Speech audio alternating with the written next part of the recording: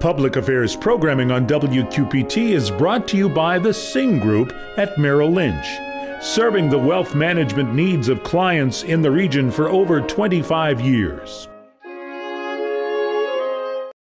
A new effort to save Rock Island County's courthouse. Will you help out and getting a little help tracking your routes in the cities?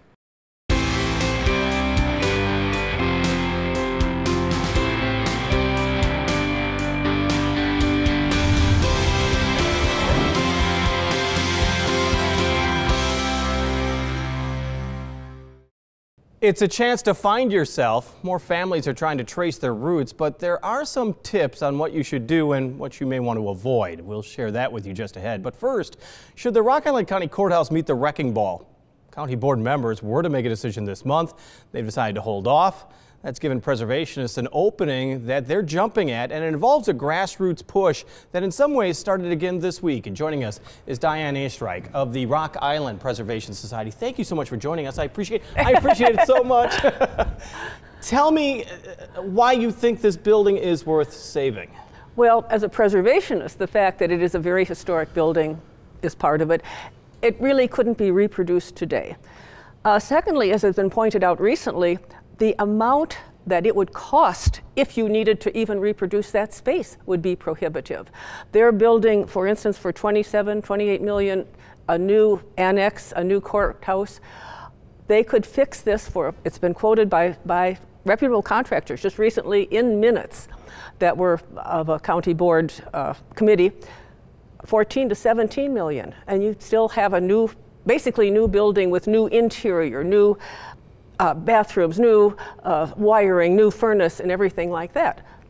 It's cheap at that price. But $14 to $17 million is not something that you're expecting the county to actually do. I mean, you know the financial straits they're in. You do know that they have a new courthouse building, that they are near completion.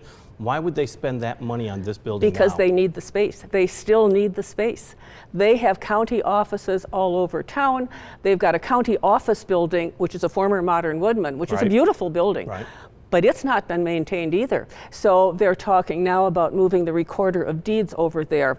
That office takes a tremendous amount of space, and they don't have the space for it there right now without moving other offices out. So it's kind of a playing games, moving things around. Bottom line is the county does need the space, and they could have someone do this, lease it back to the county, which has been proposed. And those contractors said, we don't want to lease it, do that until we are sure the county has enough money to pay the rent. Yeah, exactly. Well, but is that almost what has to be done with this old courthouse, is that you almost need a private entity that would do the work, or at least have the ownership and rent back to the county? For some reason, the County Building Commission is allowed to put money into new buildings and to demolition, but it's not allowed to extend their bond issues to rehab the courthouse. Now, personally, I don't understand that, but that's the way it is.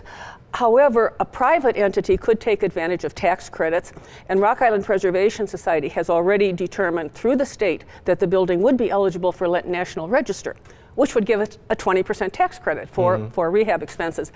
But it would also increase the expenses because it has to meet certain standards and it has to be historically accurate, does it not? It cannot destroy what is there that's historically accurate, but it still can be modified. It doesn't have to be absolutely intact. All right. You can make it function as you need to function. Certainly things like the rotunda would have to be preserved pretty much as is, but individual offices or spaces would not.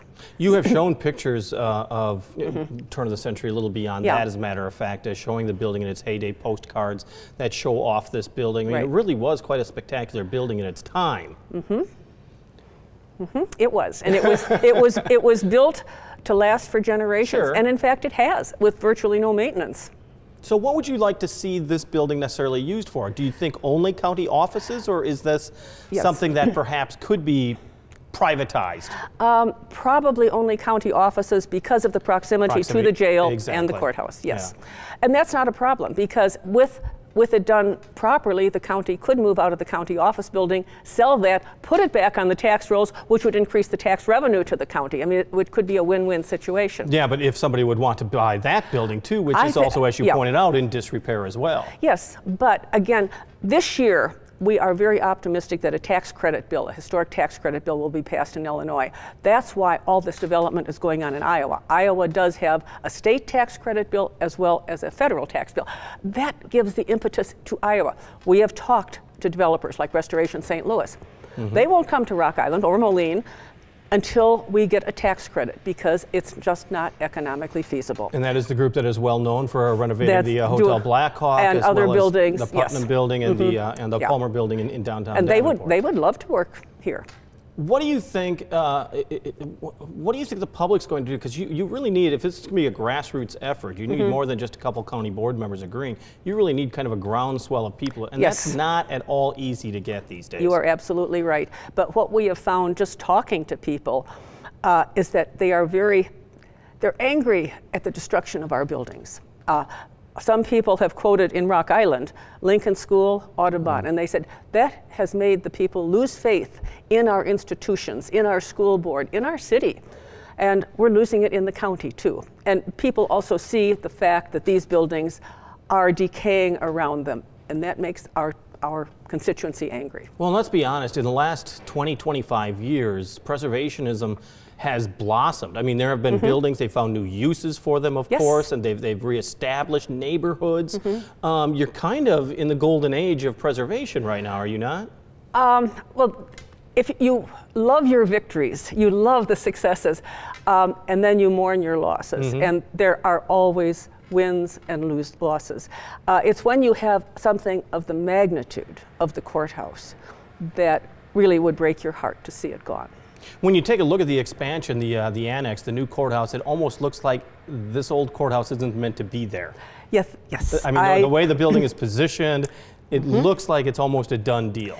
And that is the decision, apparently, of the County Building Commission and some judges who apparently want the courthouse gone. And it's absolutely true. The entrance is right where the courthouse is. Yeah, that's a very disturbing thing.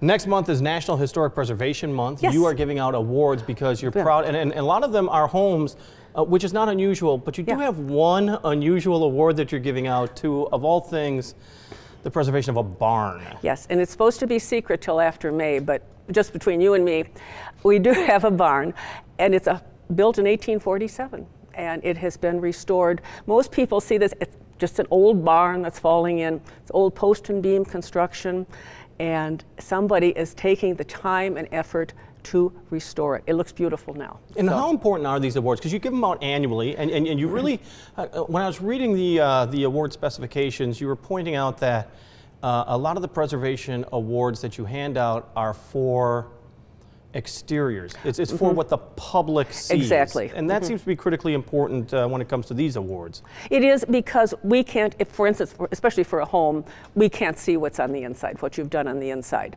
And it still affects the streetscape. Now, once in a while, we have a semi-public building, maybe a commercial building, and we would give it for the interior as well. But generally, what qualifies it is the exterior. And how special are these people that are living in these houses and preserving the past? I mean, they have a special part in your heart, I'm sure. They do. I live in the Broadway neighborhood. There's a lot of preservation going there. Right. But I think the Preservation Society actually, the Broadway neighborhood was a spin-off of the Preservation Society. We found we were being very active there. We encourage preservation anywhere in town. Like this barn is not in a historic neighborhood. We work with our friends in Moline.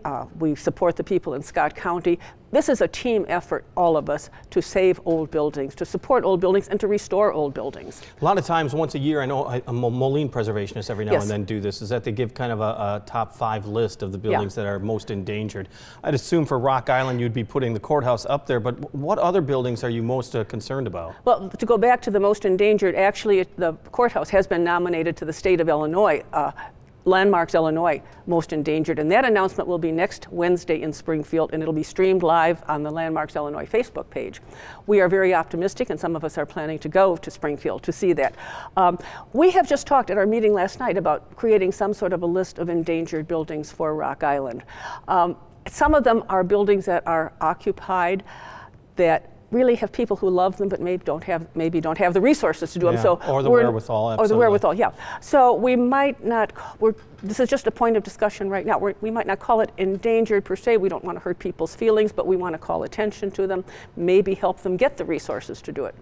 In fact, the City of Rock Island has programs for at least roofs and furnaces that you can get a low-interest loan or even a grant to do. And if a roof goes, that can't be gone too long before a building is gone. Yeah. And that we're learning at the courthouse. And in that particular. we're learning at the court. But actually, there is not water damage throughout the courthouse. Not throughout. Yeah, no. You're absolutely right. But what would a person have to do in order to get involved with you guys if it comes to overall preservation, or in particular for the Rock Island County Courthouse? Contact us through the Facebook page. There's an email there. Contact us on our basic web page, which is rockislandpreservation.org. There's contact information. You can phone. I'm in the phone book. You can call me. I can tell you what to do.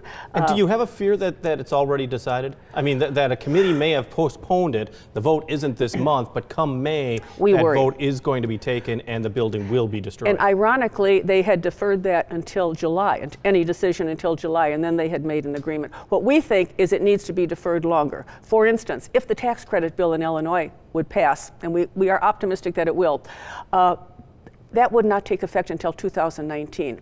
We see no problem with basically mothballing this building. It's the sheriff who is in charge of buildings, I don't know if you knew that, but the sheriff is in charge of Rock Island buildings, county buildings.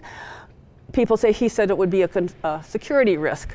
I don't see why it would be. It's right next to the jail, right next to the courthouse. You wouldn't even have to board it up. You'd have to lock the doors and keep an eye on it for a year. We're not talking 5 years or 10 years, we're talking a year. If it is named to the Illinois Most Endangered, for instance, there may be developers from throughout the state who are interested in working with it. And working with the county, again, it would be a rehab, lease back, eventually the county would buy it again. So, Diane Easterich, thank you so much.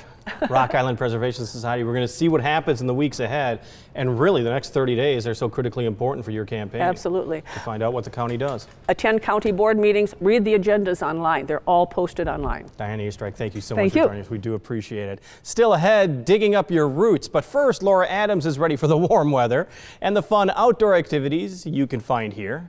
Here's Laura out and about. This is Out and About for April 16th through 22nd. Hi, I'm Laura Adams. 180 Go present Kites Over Hoover Park in West Branch on April 21st, or enjoy a free walk indoors at the Autism Awareness Walk at the PepsiCo Center. There's a trivia night supporting the Animal Aid Humane Society at the Vernon Company in Coal Valley, and Norma Leah is holding their 10th anniversary gala at the Abbey Station April 21st. Or join the final free school year family fun night, Into the Wild, at the Putnam Museum April 20th. On the Verge is presented at the Bob Roche Little Theater in Muscatine. The musical Cabaret takes the stage at Galvin Fine Arts Center at St. Ambrose. The Quad City Brass Quintet and Friends play at the First Congregational Church in Moline. And Jens Rader portrays John Deere at the German American Heritage Center April 22nd at 2. The Bucktown Review entertains at the Nicewater Junior Theater on April 20th. There's Betrayal and Bloodshed as Prenzy Players present Shakespeare's King John. The Great Nicola Magic Festival performs at the Warren County History Museum in Monmouth. And Ballet Quad Cities present a mixed repertoire defining dance at the Spotlight Theater, formerly the Scottish Rite, April 20th and 21st. A special free performance of Hitler on the Roof, a play for two clowns, at the Bruner Theater Center, while Madagascar, a musical adventure based on the Disney film, opens April 19th at Circa 21. For more information, visit wqpt.org. Thank you, Laura. Beth Ann Heidgerken has been on the music scene in the cities for years. Now, you may better know her as Beth Ann Gavin. She got married last summer. What hasn't changed is her love of the local music scene. She shared that as some of her own original music on the stage of Moline's Black Box Theater earlier this year. So here's Beth Ann. You were lonely, I was sweet, holding hands and touching feet. I'm afraid to admit wrong. I'll shut my mouth and carry on. Write a song for you. I'll paint a picture with a sky dark blue, sheltered lies and crooked truths, satin sighs and tears of you. use me up again, use me up again.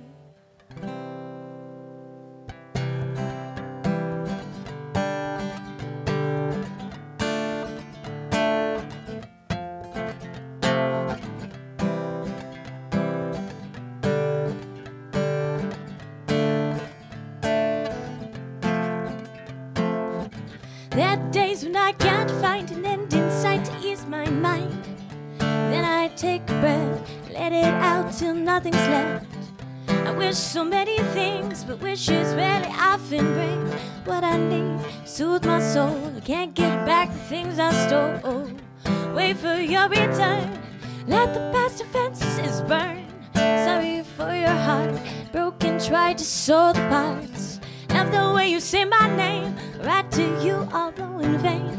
Paper that is plain as day. My poems, they have the strength to say the card in rhymes and use me up one more time.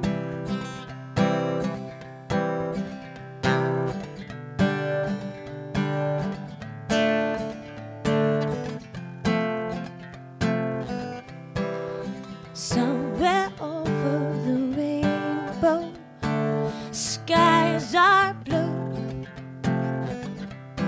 Somewhere over the rainbow, I'm with you. Somewhere over the rainbow, bluebirds fly. You are over the rainbow, where am I?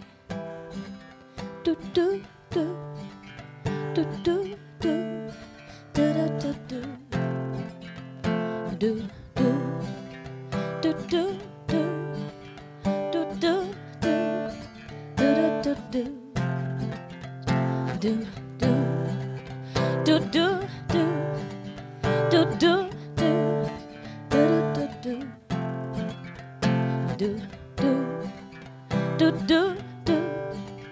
do do do do the card written in rhymes ends. Use me up one more time. The card written in rhymes ends. Use me up one more time. The card written in rhymes ends. Use me up one more time.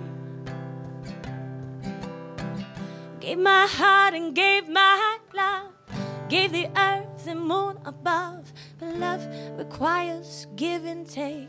I took your heart to balance fate. Is there no other way to take all of the hurt away, except to let you go? If that is true, I'll never know.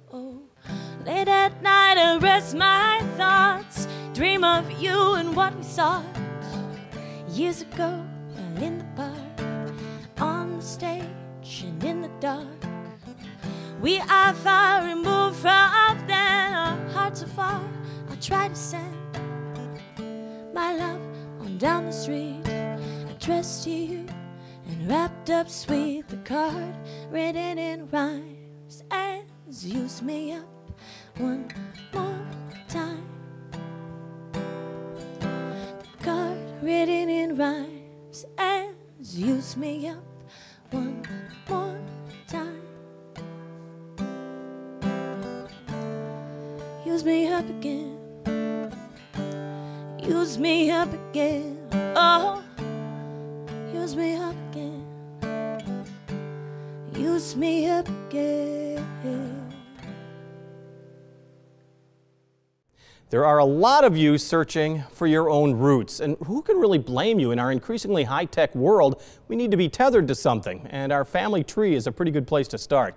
But how do you start, and is the journey really worth it?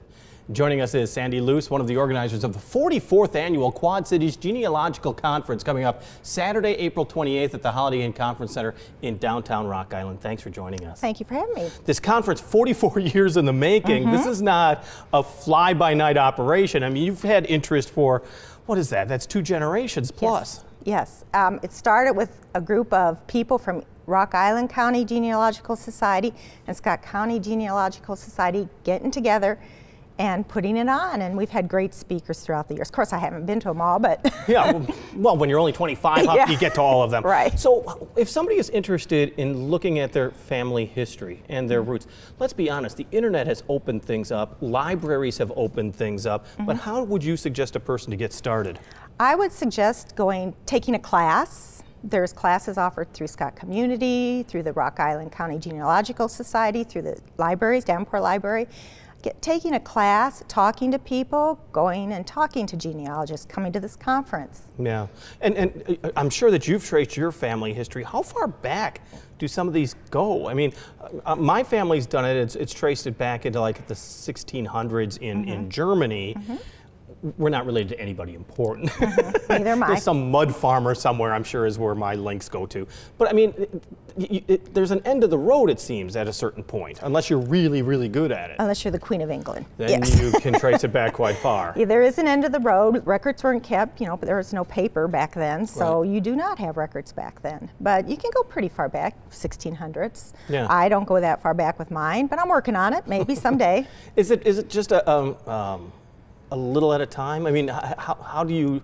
It doesn't all encompass your life at this point. No. I've worked it in among family events, and you just work at it when you can. Yeah. And I'm lucky. I am able to do a little traveling and go to different states and work on it. And what's the key to tracing your roots? I mean, what do you actually get from it other than an interest, I guess? Well, I get a sense of self. I know that I am made up of a lot of different people, different countries. My grandchildren are interested in it. I mean, they like to know, hey, yes, I have a little bit of Irish, or I have a little bit of from England in me, German, a lot of German. And it's just that sense of come on where you are. Yeah, and I wonder too is that it seems that the high-tech world we're in right now, with the internet, even with the DNA testing, I mean, we're able to learn a lot more quicker than we ever were able to do before. Yes, absolutely. You get on that internet and there's a lot out there. A lot of it's not true. I mean, you need to check your sources. You need to go over everything and, maybe, okay, you get a clue, but go check it, make sure it's right. And you just can't rely everything on the internet. Well, I'd assume that there's some fly-by-night operations, as you were Yes. mentioning. I was looking at what you've got for your program schedule for the conference, and you really do start off with looking at Facebook, of all things, using that as a tool. Facebook's getting slammed for a whole lot of reasons. You're kind of saying, why not try you there? Why not start there? Well, I'm real excited about the Facebook event because I'm not real good at it, and it'll help me. And there's user groups, and it'll help you get into those user groups, I hope, and maybe set up something that I want to do. I don't know. And your keynote speaker is Thomas McEntee? McEntee, yes. And tell me a little bit about him as well. Well, he is from, he's from Canada, but he's also from Chicago. Yeah. So he does a lot of online genealogical things. He's just very knowledgeable. He likes blogging, he likes the internet, and I'm excited to have him. I heard he's a really good speaker. I haven't seen him before, but I heard he's really good. And who attends this conference? What type of people are actually involved? It's all ages. Yeah. It starts in the 20s, up to 80s and 90s. I mean, there's just a wide variety of people. They come from not just locally, but surrounding 100, 200 miles to come to the conference, and they just have fun. We just like learning. It also seems important to me that one of the best ways to actually connect and to get started is the oral histories of the older generations that are still around, that do still remember members of the family. I mean, Absolutely. just open up the family and talk, and you're going to learn a whole lot more, and just write it down. That's how I started, was my grandmother would talk about her family, and they were from Ohio, and she just had such interesting stories, and she kind of started me before I knew I was interested. Well, and also I always think it's interesting is that when you go visit the family cemeteries, is that then all of a sudden you see, kind of a spooky way, your last name or your mother's maiden name all over the cemetery, and you start asking, now, who was that, and are we related to that person? And, Yes. and it really does spark the interest that way. Yes. Is that one of the areas that you suggest that people start? I mean, cemeteries or I love cemeteries. As a matter of fact, I just got back from Florida, and my daughter and I, we did a lot of local cemeteries down there because her husband has families down there. And I love them because you do see the connections, and you see you know, grandparents next to their children and their children, and it's just, I just love them. Once again, the conference is coming up on the 28th. Tell me a little bit. Right now, it's $40 as an entry fee. Right now, yes. Money well worth it? Yes. Oh yes, you'll learn. No matter who you are, if you come, you will learn something. What do you hope that people will get out of it? I mean, almost refreshing their desire to find out about their family tree? It refreshes their desire, and it gives them they want to go back and look at their things. They want to go back and look at their notes, and maybe if they look at their notes again, they'll say, oh, there's where my problem was. Now I see what I need to do. And go solve the problem. Out of curiosity, don't answer this if you don't want to. There's so many people that are doing those DNA tests. What is it, 23andMe and all the other variations. Have a lot of people in the Genealogical Society looked into that? I mean, is that part of the fun of knowing your family history? Oh, we're doing it more and more. Yeah. Yeah, we're trying it, and it connects with ethnicity a lot. Yeah. And some people just do genealogy for the ethnicity part. Yeah, I believe that's true. And some people do it, you know, they want to belong to Daughters of the American Revolution or societies. Right. And that's why they do it. Well, Sandy Luce, I hope that you find yourself once linked to a king or queen or someone of great heritage. I'm happy with all of my descendants. Very, very good. That's a good answer. Sandy Luce, an organizer of the 44th Annual Quad Cities Genealogical Conference. And once again, it is coming up Saturday, April 28th at the Holiday Inn Conference Center in downtown Rock Island. The programs start at 9 in the morning and continue into the afternoon. Registration is going on right now, but it also continues at 8 o'clock that morning. You can check out their website. Write this one down, RICIGS.org. On the air, on the radio, on the web, and on your mobile device. Thanks for taking some time to join us as we talk about the issues on the cities.